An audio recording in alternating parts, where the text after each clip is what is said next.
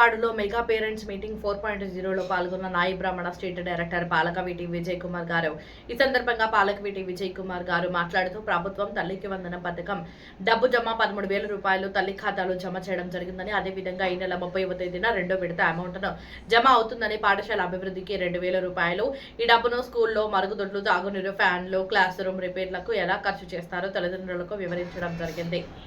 పాఠశాలలో కావాల్సిన మౌలిక సదుపాయాలపై సూచనలు తీసుకోవడం, విద్యార్థుల చదువు మరియు పనితీరు హాజరు 75% కంటే తక్కువ ఉంటే డబ్బు రాదని, పరీక్షల్లో పిల్లల మార్కులు బలహీనతలు చర్చిస్తూ డ్రాప్ అవుట్ స్కూల్ మానేయకుండా ఉండేందుకు చర్యలు తీసుకోవాలని సూచనలు చేశారు. విద్యార్థుల భద్రత, స్కూల్ బస్సు, క్యాంపస్ భద్రత, ప్రభుత్వ కొత్త పథకాలు, విద్యకు సంబంధించిన ఇతర స్కీమ్ల గురించి వివరించడం జరిగింది. అనంతరం డైరెక్టర్ గారు విద్యార్థులతో కలిసి భోజనం చేస్తూ మధ్యాహ్నం భోజనం పథకాన్ని అమలు గురించి ఉపాధ్యాయులతో చర్చించి విద్యార్థులకు మంచి నాణ్యతమైన పౌష్టికాహారం అందించాలని చెప్పడం జరిగింది. ఈ కార్యక్రమంలో ప్రధాన ఉపాధ్యాయుడు, ఉపాధ్యాయులు, కమిటీ సభ్యులు, తల్లిదండ్రులు, విద్యార్థులు పాల్గొని జయప్రదం చేయడం జరిగింది.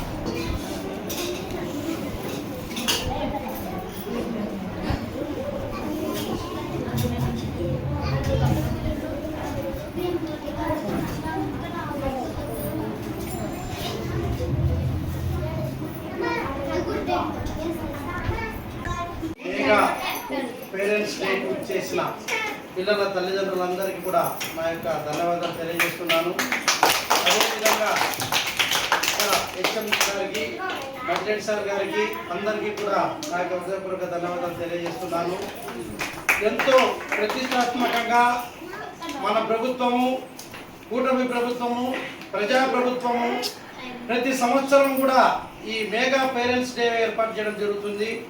ఎందుకు ఈ మెగా పేరెంట్స్ డే కోసం తల్లిదండ్రులందరినీ స్కూల్కి పిలిపిస్తున్నామంటే, స్కూల్లో ఏదైనా సమస్యలు ఉన్నా కూడా తల్లిదండ్రులు మాకు తెలియపరుస్తారని చెప్పేసి ఈ విషయాన్ని మేము ప్రభుత్వానికి తెలియపరిచి స్కూల్కు సంబంధించిన ఏమైనా సమస్యలు ఉన్నాయి తీర్చడానికి కోసం అని చెప్పేసి తల్లిదండ్రులను స్కూల్కు భాగస్వాములుగా చేస్తున్నాం.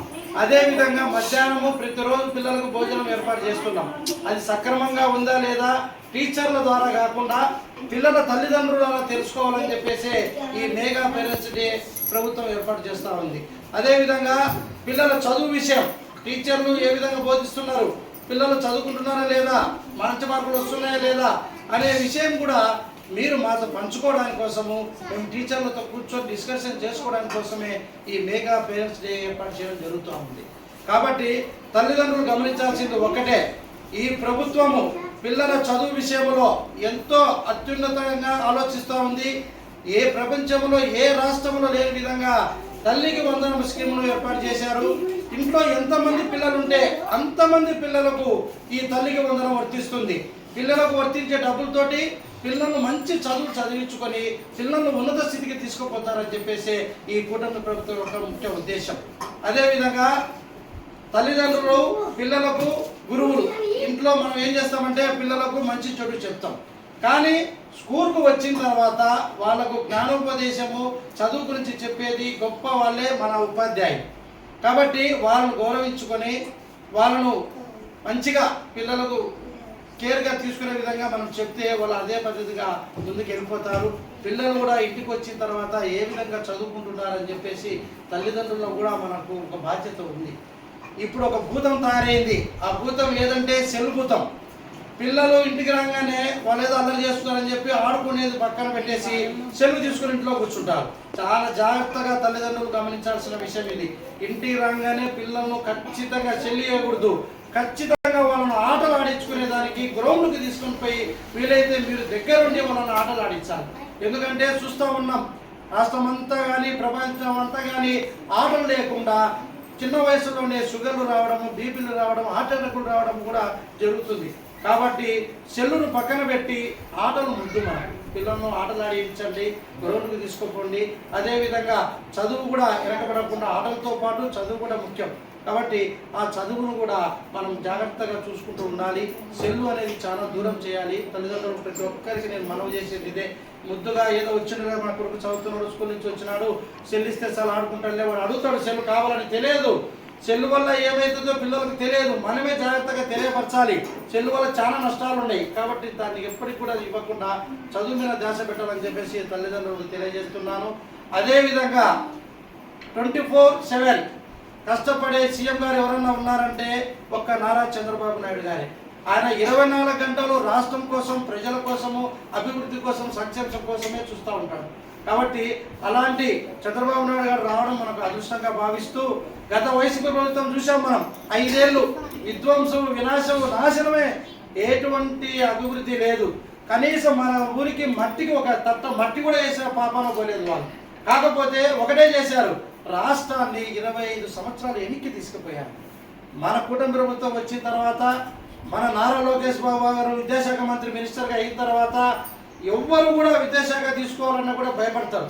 కానీ నారా లోకేష్ బాబు గారు విద్యాశాఖ మినిస్టర్గా కావాల్సి తీసుకున్నారు. ఆయన చదువులతోనే పిల్లలకు భవిష్యత్తు ఉంది, పిల్లలు చదువుకుంటేనే వాళ్ళ కాళ్ళ మీద వాళ్ళు నిలబడతారు, రేపు మంచి ఉద్యోగాలు వస్తాయని చెప్పేసి కష్టమైనా కూడా విద్యాశాఖ మంత్రిగా మన నారా లోకేష్ బాబు గారు అజేయుడుగా కొనసాగిస్తూ ఉన్నారు.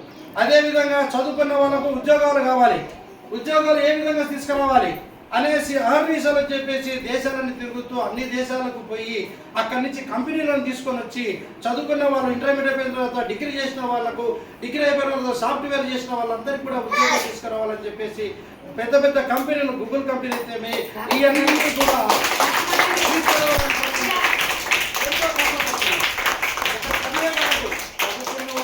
ఉద్యోగం కోసం కూడా అన్ని దేశాలు తిరుగుతూ అక్కడి నుంచి కంపెనీలు మన రాష్ట్రానికి తీసుకొచ్చేటప్పుడు, పక్కన ఉన్న హైదరాబాదు ఆల్రెడీ డెవలప్మెంట్ అయిన రాష్ట్రం అది, అయినా కూడా కంపెనీల కోసం మళ్ళీ కూడా ఆ రాష్ట్రం మాకు కావాలంటే కూడా మన లోకేష్ బాబు గారు అయితే, మన చంద్రబాబు నాయుడు గారు అయితేమి, ఉప ముఖ్యమంత్రి వర్యులు పవన్ కళ్యాణ్ గారు అయితేనేమి ఈ రాష్ట్రం ముందుకు పోవాలని చెప్పేసి ఖచ్చితంగా దేశాలని తిరుగుతూ అన్ని కంపెనీలు మన రాష్ట్రానికి వచ్చేటట్టుగా చేస్తూ, అటు ఉద్యోగం, ఇటు చదువు, ఇటు అభివృద్ధి, సంక్షేమం అన్ని సమపాలనలో చేస్తున్న ప్రభుత్వం ఏదైనా ఉందంటే అది ఒక కూటమి ప్రభుత్వం అని చెప్పి తెలియజేస్తూ, పిల్లలకు ఈ స్కూల్కు నా దృష్టికి కొన్ని సమస్యలు వచ్చాయి. నేను ఇవన్నీ ఖచ్చితంగా విద్యాశాఖ మంత్రి వర్యులు నారా లోకేష్ బాబు గారి దృష్టికి తీసుకెళ్తాను. ఈ స్కూల్కు మెయిన్ ప్రహరీ గోడ ఒకటి కావాలని చెప్పారు. ఖచ్చితంగా కూడా ఈ గోడ గురించి నేను విద్యాశాఖ మినిస్టర్ గారికి చెప్పేసి ఈ ప్రహరీ గోడ వచ్చే విధంగా మాట్లాడతాను. అదేవిధంగా స్కూల్లో RO ప్లాంట్ చెప్పారు, RO ప్లాంట్ కోసం కూడా నేను లోకేష్ బాబు గారికి వినతిస్తాను. ఇంకా ఈ స్కూల్కు సంబంధించిన ఎటువంటి డెవలప్మెంట్లు ఉన్నా కూడా విద్యాశాఖ మంత్రి నారా లోకేష్ గారు చేయడానికి ముందు ఉంటారు. ఆయన దృష్టికి తీసుకెళ్తానని చెప్పేసి పిల్లలకు, తర్వాత ఇక్కడికి వచ్చేసిన వాళ్ళ తల్లిదండ్రులందరికీ కూడా ధన్యవాదాలు తెలియజేస్తున్నాను. ఈ